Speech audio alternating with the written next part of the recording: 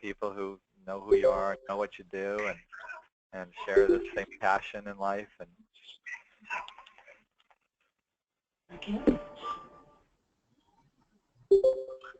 And also, you take a look at the names as they're coming in, and then you think of each one of these individuals completing certification, and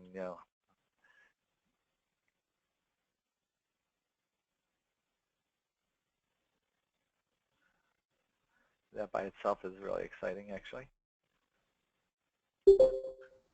Ben just jumped in. So we're going to give it just another minute, and then we'll get started. Just because I think it's just worth getting that wholeness. And sometimes it just takes that extra moment. It's hard to, I guess, initially plan like how long it's going to take to get the site to kind of load onto the computer. And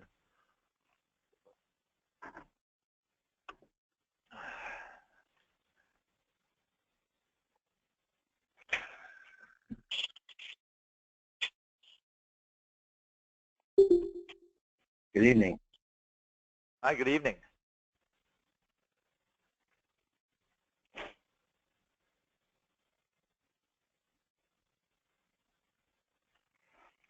All right, so I'm just kind of going over a couple notes here, and then I understand that it is 8:02, so we'll get started. And responsibility. I'm glad that again the quality of that line cleared up.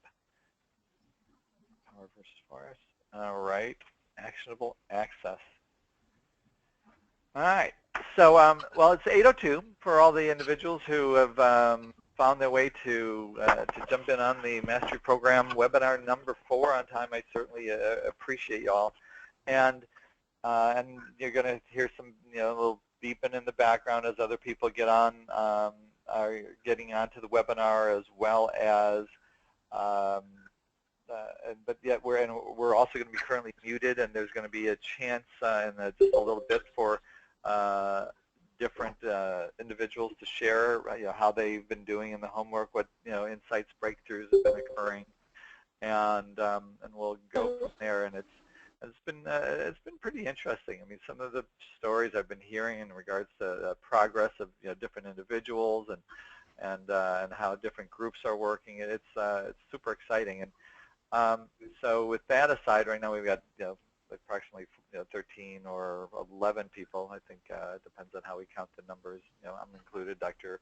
Lipinski's included, and Mary Pat. I want to thank you again for doing what you do to help the webinar go forward, and all the communications that go out to the doctors. It's certainly appreciated. We couldn't be doing it without you, and so thank you so much for that. So just to really get a start, and we're going to build steam here as again as we continue to hear people logging on to the webinar. I just really want to acknowledge the people who are here right now. That I know that it takes something to to organize your day, to take the time out in order to be on the webinar, to be able to participate within the conversation that the Mastery Program is. It takes something. It takes something in life to, be a stand for, for who you are, what you're committed to, and how that's going to get expressed within the context of your practice and for your patients, and the difference that all of you make for the organization, things of that nature. I just really want to acknowledge that it takes something. It's not just last time we talked to a little bit, we've kind of crossed the path of just being adrift, and kind of life as usual, and that we don't recognize the number of things that just kind of surround us that has one day look pretty much like another, and then takes the actions to really interrupt like the default processes that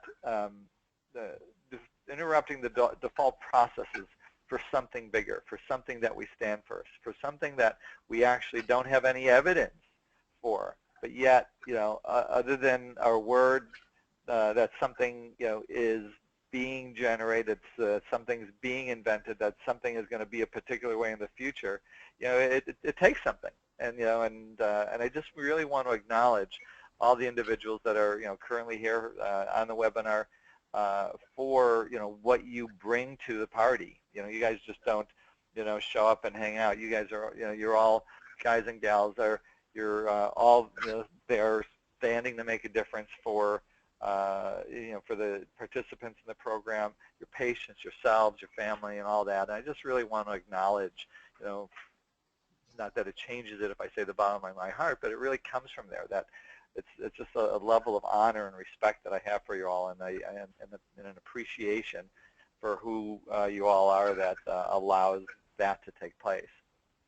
So this is then I want to officially welcome you to this is the 4th webinar for the Mastery Program, and so let's just kind of jump right into it.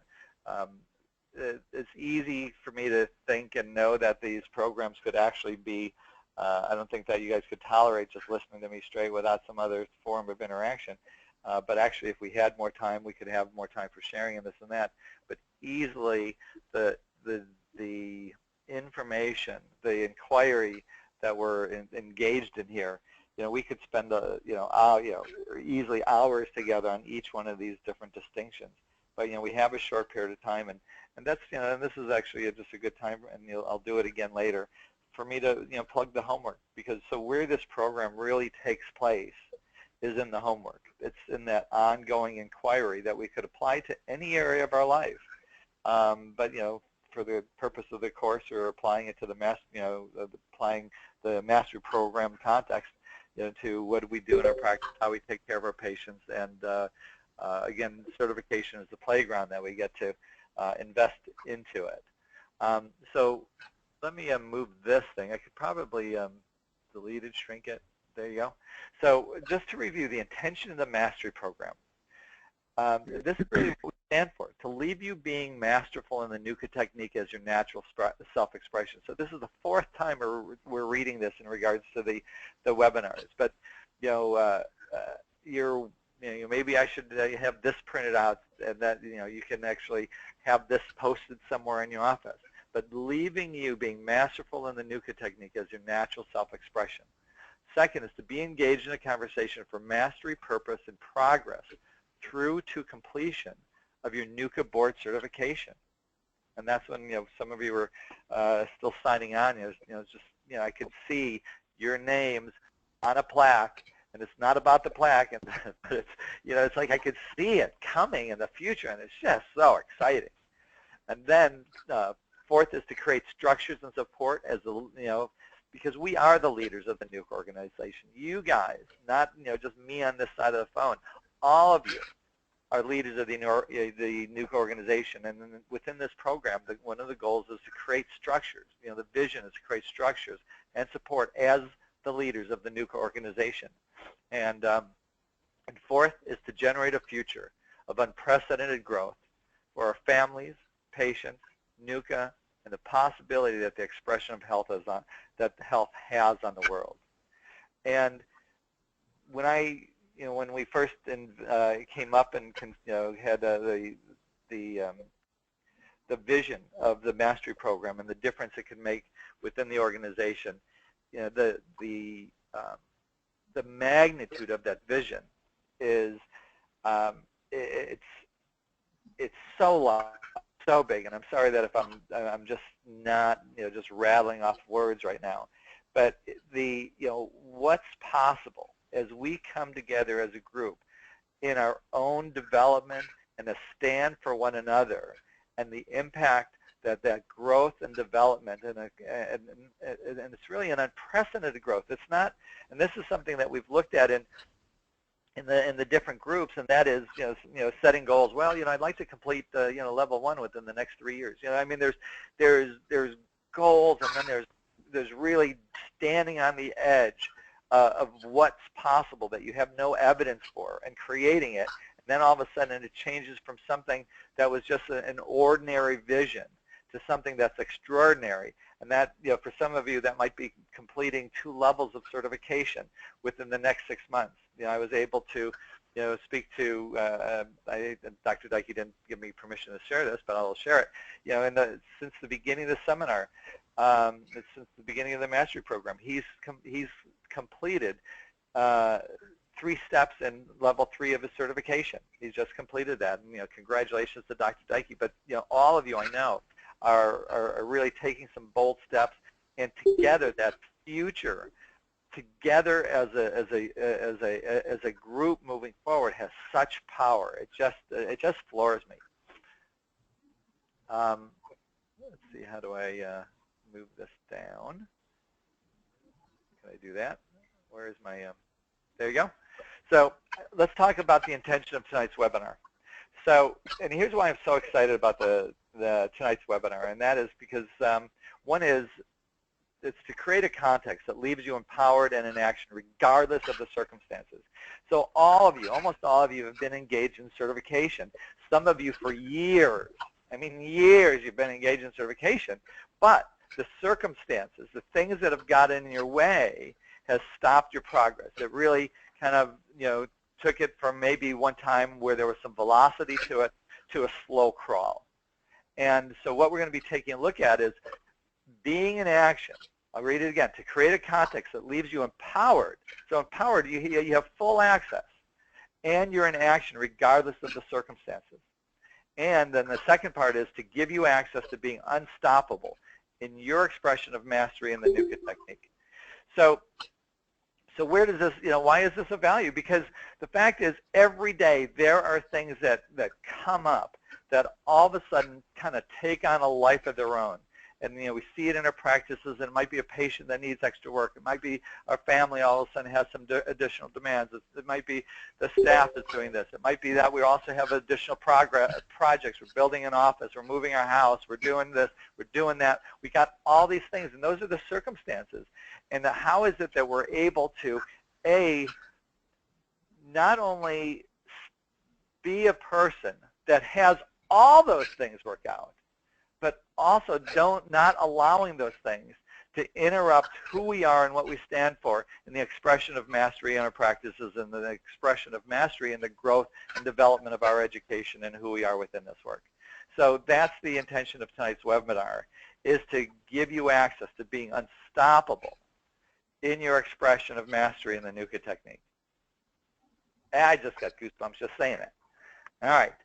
So before we get into that, I want to give some people a chance to just kind of share a bit of what's been going on in regards to what they've been getting out of the homework.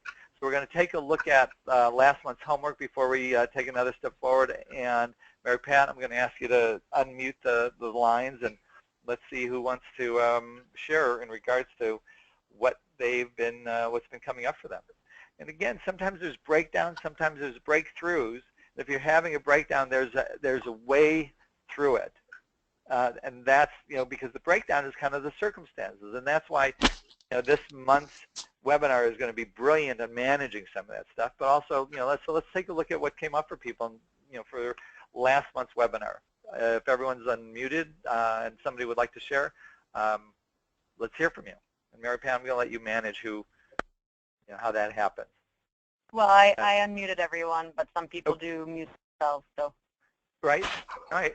So in the area of identify where your actions are correlates to particular context, did anyone notice anything there in relationship to how that was impacting them within the context of their practice?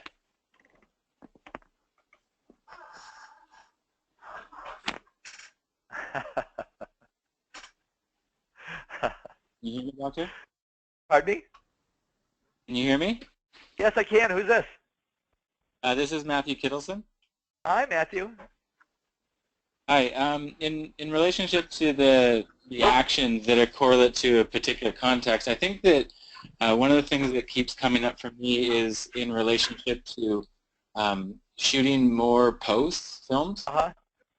And I think that I'm struggling with sort of a mental block around feeling that there's a disconnect between my need to go back in and shoot more posts and my inability to make a full correction as it relates to how I'm being perceived by the patient, I believe.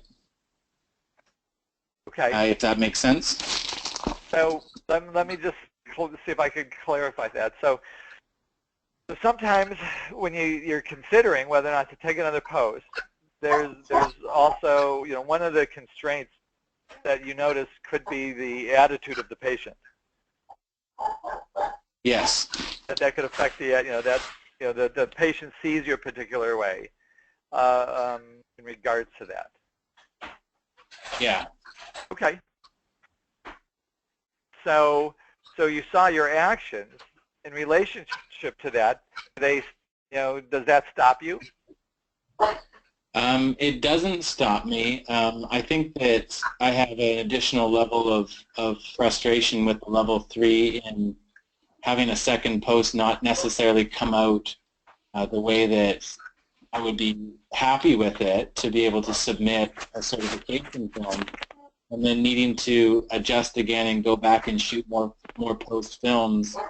I struggle with that level there with I guess a frustration of, to some degree, I feel as though I'm not either making the full adjustment or making the appropriate changes to the film, and then I'm having this this internal dialogue where I'm feeling like, gosh, am I going to put them back in the chair and reshoot a film, and is it even going to be different, and things like that. Okay. Got it. So one is, so can I, anything else you want to say about that? No, that's pretty much it. Okay.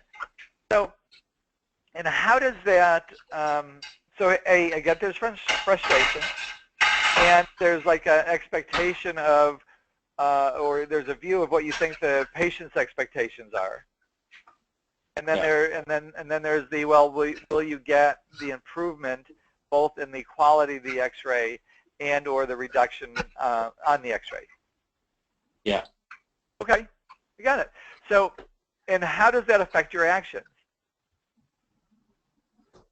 Well, I think that I probably don't shoot a post film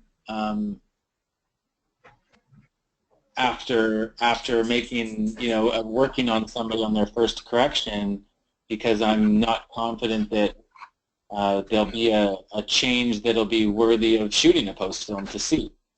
Got it. Hey, so this has nothing to do with the mastery program, but out of curiosity, are you using the ear markers?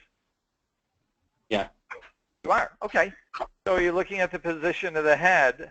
So this is like a little side thing. But so are you looking at the position of the head before you take the film? You know, so you know, you got like a view of where you are on your first post, and then are you reevaluating it on your second? Are you reevaluating a position prior to going back for your second post? Yes. Okay.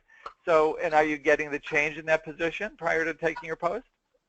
I mean, sometimes, like if there was a really large noticeable head tilt and there was a head tilt that came out and I shot a post, maybe it was reduced or changed in a certain way with head tilt, but you know, there's still a significant laterality that needs to come out. And then the follow-up to that, I suppose. I think that, you know, it's the second and it's the third post, and it's the continuation of the post. It's not that first post to see what change occurred, but more like the continuation of it, trying to chase down the misalignment, if you will. Okay. So, and that's, and then when it doesn't come down necessarily, and you're in level 3? Yeah. Okay. So then when it doesn't come down all the way, that's where the frustration comes in. Yes. Got it. So, and so what's the context? What's in the background that leaves you, you know, if you listen to the conversation there, what's in the background of that frustration? What would be the conversation that you have either for yourself or the patient? I mean, I could hear one context is that you have to watch for the patient's expectation. Yeah. And so then, but there's also a context that you have for yourself when you don't get the correction. Yes. What's that context? Well, I guess it's it's a sense of, you know, I get to feel like I'm shooting an X-ray film even though I'm not confident that I've actually performed something on the table. Okay. All right. So here's what I'm going to, all right. So, so if we go to number 2, the question is, where and when did you adopt or invent that way of seeing and acting?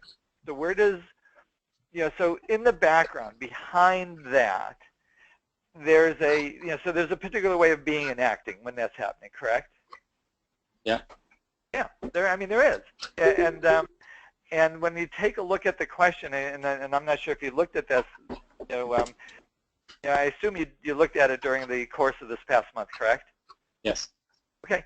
So what did you notice when you looked at, or did you notice anything where you looked at the second thing that says, where and when did you adopt or invent that way of seeing and acting? Yeah, I mean, I looked at that and I feel like I'm not exactly certain, but I think it stems from maybe a feeling that there's an over-radiation component to the work when I am not confident that there's a change worth seeing, and things like that. And so that, I think that's the context in a big way, is you know, just shooting more films and exposing the patient to more X-ray when I don't have the confidence around it. Okay. So just in the area of the confidence, where do you notice that has existed in the past? The breakdown in confidence. I would have to think about that for sure. I'm sorry? I would have to think about that. I mean, off the top of my head, I don't know.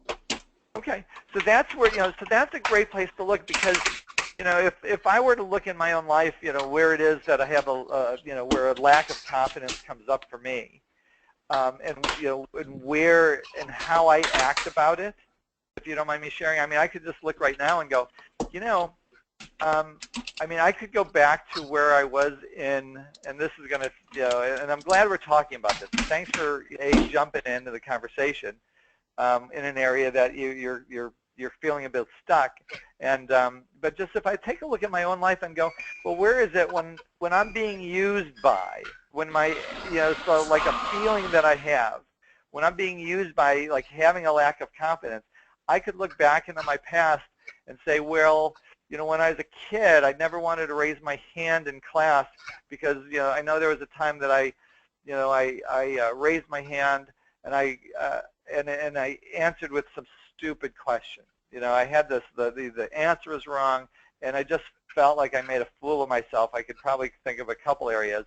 And I would say that there are certain areas in my life that if I looked at where it is and how do I act when I'm not fully confident, I withdraw and I stop participating to some degree.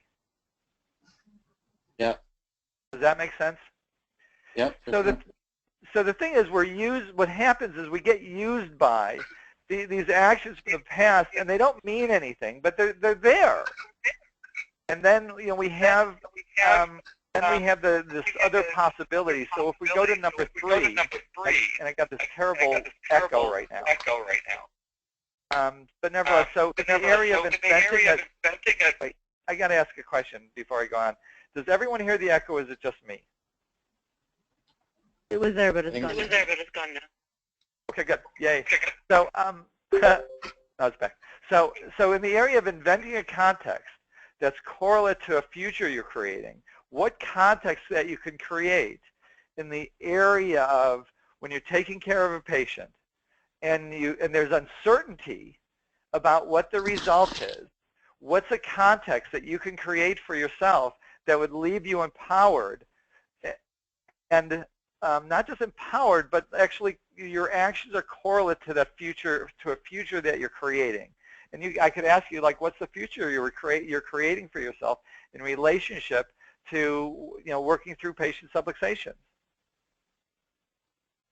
Yeah, I mean, I think that I had a bit of a breakthrough in this past month where where I did get on films the correction that I was looking to see happen, but I guess it's just creating that context that I have, maybe having expectation around it, or something like that, or more confidence with everything that's happening on the table, so that I can, you know, have a more confident idea that I'm having a real impact in that moment.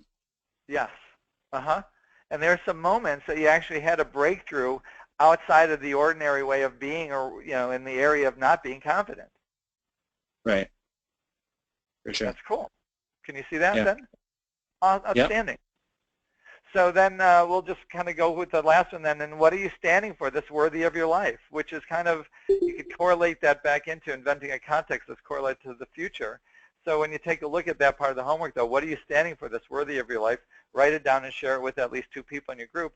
But what would you, you know, just for right now, if you were to answer that, what do you, what are you standing for? Well, I think that, you know, I can't help but bring these contexts into just the whole certification process, and literally achieving the ability to actually make those corrections that we're striving for. And because I think that that's right now the biggest thing that I have going in my life right now is shooting for that level. Yeah, that's great. That's fabulous. Anything else you want to share about the homework? No, that's great. Thank you. Oh, you're welcome. You're very welcome. Thanks for sharing. And then, you know, we may have time. Does anyone else want to share right now? We could just open it up for one more, and then we were going to move on to hopefully breaking through a new thing. And here's one more thing, Matthew, and that is you're going to, you know, what we're going over today is going to be awesome for you. Anybody else? Yeah, really. All right, what else? Anybody? I'll share quickly, Marsha. And who's this? It's Aurora. Okay, Ongaro. Hi. So just to quickly answer those questions, I don't know if my goals were similar to everybody else's. I didn't necessarily say, oh, I'm going to pass certification in X amount of months, but I just wanted to give people the best correction I could based on the skill set I had at that moment. That was sort of my goal. So my goal was to better the skill set. Right. So been working a lot on the coordinator, seeing better posts, definitely not where I'd ultimately like things to be, but that was a big goal for me, was to really sort of walk the walk and talk the talk as best as I could. So that was my big goal. Although I have to totally second Maddie's frustration. I'm not always thinking what you're going to see on the post is on the post, but I feel like it's coming along. So I just wanted to thank you guys for the process and for putting the webinars on the internet so we could listen to them outside of this time. Oh, good. That's great. And yeah, so they're there, and also you're gonna you have full access to the calls that we have with the group leaders, where we really you know, get deeper into the homework. So you have access to that too. That's great. Yeah. Well, you're very welcome. And you know, congratulations on the, you know, it's kind of like breaking into, you know, what you want to do, you know, with your practice, you know, bringing more practice on the coordinator, really just dedicating yourself to advancing your skills that way. Yeah, yeah, and so I let my staff know that that was the goal, you know, that I am committed to working sort of through this process. And Dr. Schmos and I have a little challenge going on that where whoever gets certified first gets the party and the other one has to pay for it. I think that's a little motivation never hurts. That's awesome. All right. So let's, unless there's someone else who's just absolutely burning that you need to share something, a breakthrough that you've had, and then I'm not sure if Jason's on the line, but I'll just talk about him because I gave him an opportunity to share. I really use the Facebook page a lot, really, you know, for your insights, your breakthroughs, things of that nature. I'm not sure. So I'm just going to share for Dr. Jason.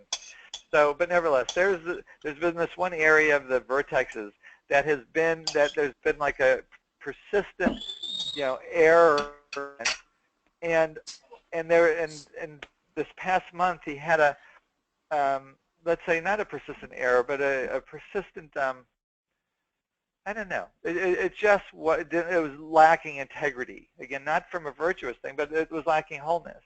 And I'll tell you what, through this process, something clicked in him where he saw the possibility of that never ever happening again. At least that's my interpretation of it. And I'll tell you what, it hasn't happened again. And then the consistency and the power that that he's brought to it. I just I'll acknowledge him for that on on this call or on the webinar. But it's really interesting. So when all of a sudden something opens up, there's a whole, it changes the world that you're playing in. It literally changes. So, just touching really quickly, the methodology of the mastery program. You've seen this before. We've talked about it. It's the difference from being on the field versus in the stands. In the stands, we talk about what's going on in the field. We're talking for what's happening. It's the difference between talking for versus talking about. There are certain terms that we're using, and the terms are really important. And here's why the terms are important, and because it's through the terms when a doctor, a GI doctor, when they go to school, they learn about the body. Same thing with us. Learn about body parts and this and that, and they relate to a gut problem. Completely different from the patient that they always see. The patient that they see, will come in and go, oh, yeah, I got stomach pain. I got a bellyache. They're looking at they've got a problem with the ileocecal valve. What produces the difference between their view and the patient's view? It has to do with the terms and the distinctions, and it's through those terms and distinctions that open up a new world of possibility. They could never do what they do without those distinctions. The same thing with us and the ASC. Well, that's what's unique to this mastery program, is that the terms and the distinctions that we're engaged with on a month-to-month basis and through the homework, that we're able to open up a new world of possibility to move to and through and for mastery in a way that's never been done before. The methodology is discovery, and it's really discovery through the inquiries that we have, and that's where the homework is. It's really golden, because it's the ongoing, everyday inquiry into, what are we recognizing about what might be in our way? What are we recognizing? What's in the background?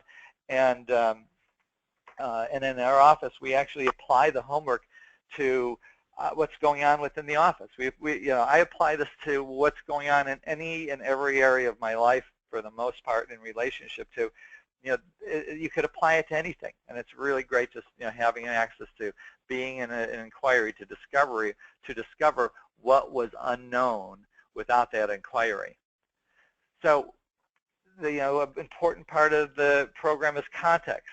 There's an existing or default context, and then there's a created context, and that's one of the things that we were, certainly talking with Matthew, as far as, being able to identify what's the context in the background and creating a context that literally, into a possibility, brings into the future a new possibility that didn't exist based in that old context. So in the old context is the default context. Created context really helps create a future. The context shapes the way what I'm dealing with occurs. And we talked about, if somebody has a prejudice, anyone, and it could be a prejudice for something, could be against something, could be a sports team. I had a patient in my office today that one of my staff was wearing like a color for the Cubs, and we walked in, and she walked in the room. I go, oh, look, she's wearing, and then, we had just made a comment about that. She's wearing the Cubs color, and the patient goes, oh my God, kind of, and she's a White Sox fan, and she just happened to be wearing White Sox colors, actually. But so there's a way that she sees the context that she has about Cubs fans. It shapes her view of who they are, what they think, how they act, and she, so they just occur for her that way.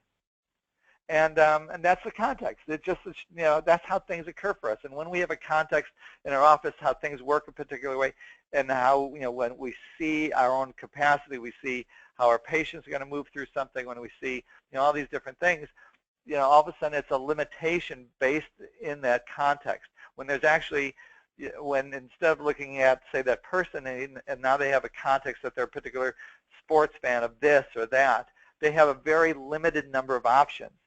Outside of that context, there's an infinite number of options of who that person can actually be. And it's the same thing when we're dealing with the constraints and issues of the practice. If we have and ourselves, if we have a context that isn't supporting the result that we stand for accomplishing, it gives us very limited number of options in regards to how we're going to deal with something.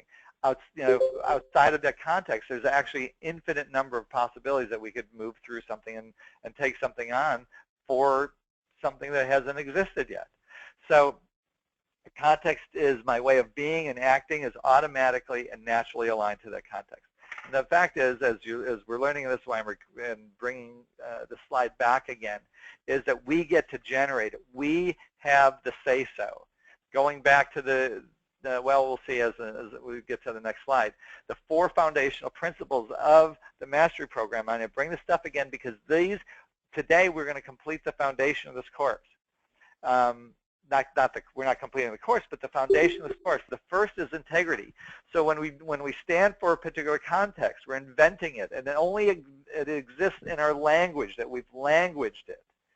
And integrity is our ability to deal with our word and have our word exist in the world as something.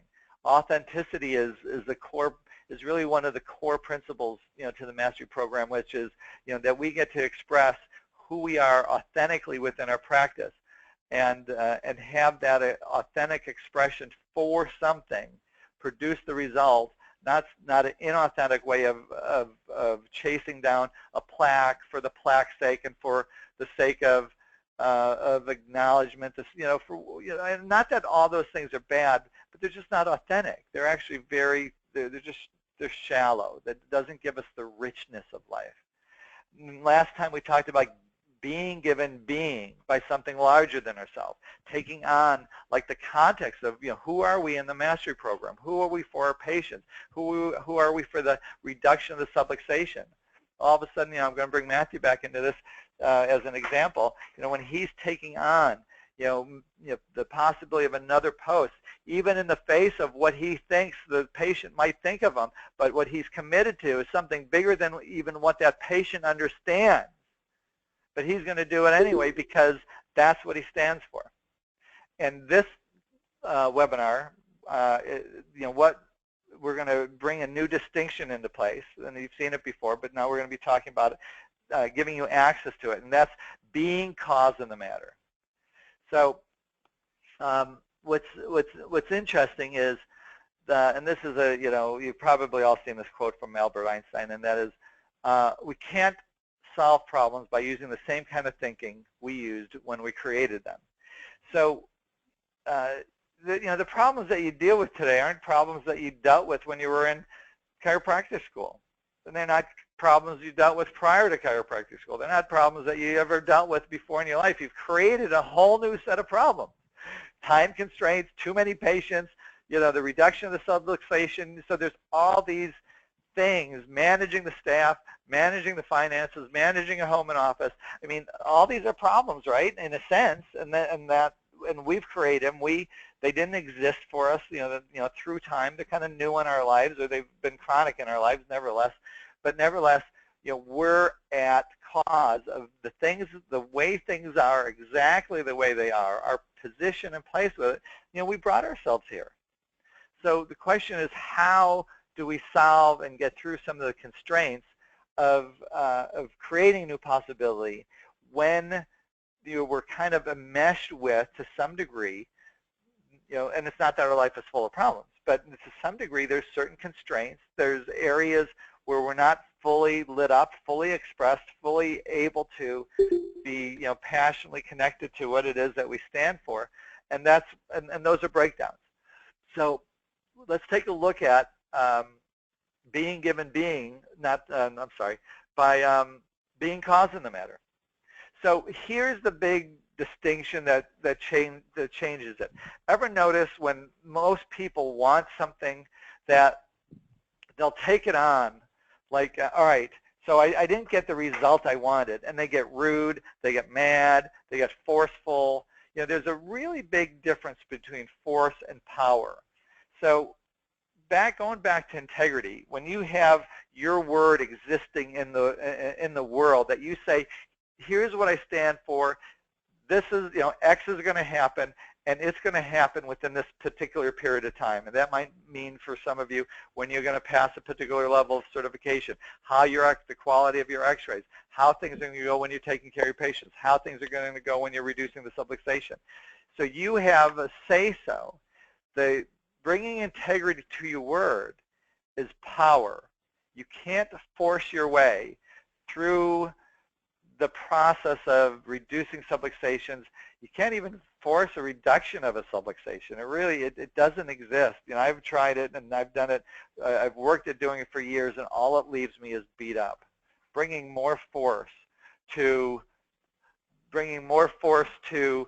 a process doesn't resolve a process. So when there's things going on within the context of your practice, there's things going on in regards to here's what your goals are in relationship to moving through a particular area of certification, and if there's a breakdown in it, if you notice there's a certain, there could be struggle. You know, you're kind of up against something. So how do you go from struggle to flow? How do you go from force to power? And that really comes down to using, I'll actually jump to this, and that is, it's being responsible. And I'm not even sure that, you know, it's pretty interesting. I'm not even sure that I added that into the slides, but it's a level of responsibility that when you could be responsible for exactly the way things are and exactly the way things aren't, then you've got capacity to be causing the matter. And it sounds like responsibility often sounds like fault and blame. Like, who's responsible for this? Who did this? You know, it's, you know, like, you know, you're looking to find out, you know, if a patient's file has been lost. Well, who lost that? You know, who's responsible for that? You know, so that's kind of looking for somebody to blame. But when you take on responsibility like an honor, that you can actually claim responsibility for things being exactly the way they are, it gives you access to actually being cause in the matter of anything. And it's somebody needs to be muted, but it actually gives you, that's your way in. So I always look at responsibility as being response-able. When you find yourself in a particular position where you're in a situation that you're struggling, that there's a past, and here's the thing also in struggling, when you've got a problem, if you identify, well, here's my problem. You know, I don't have enough time. Here's my problem. This person is causing that. Here's my problem. You know, this is going on. There's always going to be struggle, and it's also a past-based view. And I'm jumping around a little bit because I'm trying to get access, give you access to this in such a way that it actually leaves you fully empowered, and then you'll be able to engage in this through the homework. But when we go back to the earlier slides, when we talked about the possibility of the mastery program and what the intention of the mastery program, I'll go just to the bottom of it, to generate a future of unprecedented growth for our families, patients, NUCCA, and the possibility that that expression of health has on the world. When we take a look at that, that's a future that we're bringing into the present. You know what? It doesn't define all the things that we're up against. It doesn't define like what are the constraints necessarily, like who's at fault that it's not already.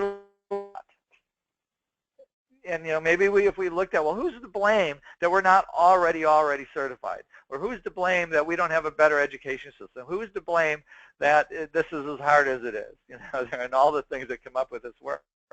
But we could be responsible for what it is that we stand for, and choosing that capacity to be able to respond for a future and see what that future is. And that future, and if that future for the context of this course is us being masterful, us having the ability to actually even predict, and this is Matthew, and thank you again for your sharing, but I could tell you a lot of the time, if I've adjusted a patient and I'm taking that x-ray, I could pretty much predict what that x-ray is going to look like a lot of times prior to me taking it. And that's what you're going for, and that's where you actually have some frustration. But that's completely a possibility. And that possibility of that future brought into the present, and you're being cause of the matter that you're moving toward that possibility. Now you have a capacity to bring your actions, to create a context that holds that as a real event. It exists in the future, and it's through your word, through your integrity of managing your word. It's through being it's through your authentic expression of what it is that you're committed to that bridges the gap of time. And the next thing you know, that future event is yours today, because today actually moves toward it, and that moves toward you. So you're pulling that future towards yourself. So if you think of one thing that is taking place that's kind of bogged you down within the context of moving through certification, having a level of mastery that you'd like to have, and you take a look at managing it from within that problem. And we're, I can't think of a metaphor right now within the context of a practice, but I'm going to use a metaphor of two people in an argument. And I'm sure all of you have had the opportunity to be in an argument with maybe a significant other. It's always fun when it's the opposite sex, because you're not even speaking the same language. It's like two different languages, and you're speaking from usually two different points of view, two completely different contexts. So you're not speaking the same language, and it's two different contexts that two people are speaking from, and they're trying to manage their way through that from within it. And there's almost no way out from within the morass and the constraints of an area that's broken down. The way to get through that is standing for a future that there's no evidence other than you're saying so, and bring that future to the problem. So the future isn't designed to solve the problem. The future exists on its own. Because the problem, that's going back to what Einstein said, that is, you can't solve the problem from within the same kind of thinking that you used to create it. So it really requires bringing something out from outside of the problem into a new space, into a new reality, because it can't be solved from within it. And being cause in the matter is having access to these four, and it's one of the pillars, but the four pillars of the foundation of this work, which is that you get to say how something is going to go based on a future that you're creating, that you stand for, that you've got integrity, that your word's going to make a difference, and that you're bringing that to the space. And all of a sudden, when it appears that somebody else, it appears that you have no access. When it's somebody else's fault, you've got zero access of changing it. When somebody else is responsible for the problem, you have no way of changing it. When you could declare that you're responsible for exactly the way that it is, and here's what you're going to do about it, and here's what you're bringing to it, and here's the future that you're creating that's separate from the way that it currently exists, now you've got power. Force, it would require force to change it from the way that it is. Power is bringing something new to it. You got struggle from being within it, trying to get out of it. When you create that future, you're being cause of the matter. You're being responsible. Now you've got flow that is a natural expression of what you're generating. The past-based view, anything that's happened that's upset you, it's all in the past. Even if something just happened just now, it's still in the past. There's nothing to do to solve that past. Some people spend their whole lives trying to solve their past. But the moment you bring a future to it, all of a sudden, all the options change. And managing from within the constraint is just, it actually perpetuates the constraint, because what you're doing is you're acknowledging that the constraint exists as a real function, and the fact that you're relating to it for its existence keeps it in existence. When you create a new future and you bring it into the space in which something else was kind of occurring in a way that didn't produce or support you in the way that you intended it, you intend the support to happen. Now all of a sudden, you're not managing it from within the problem. You're actually bringing something brand new to it. Now, we actually have time before we go into the homework. Does anyone have a question about this? So I didn't tell Mary Pat that I was going to open up for sharing, but does this, is this clicking for anybody? Does this make sense? Does anyone want to say anything? And if not, you don't have to, but if you do, I'm just going to be quiet for a moment, and I'll take them, we could take a moment for just a question, an insight, anything.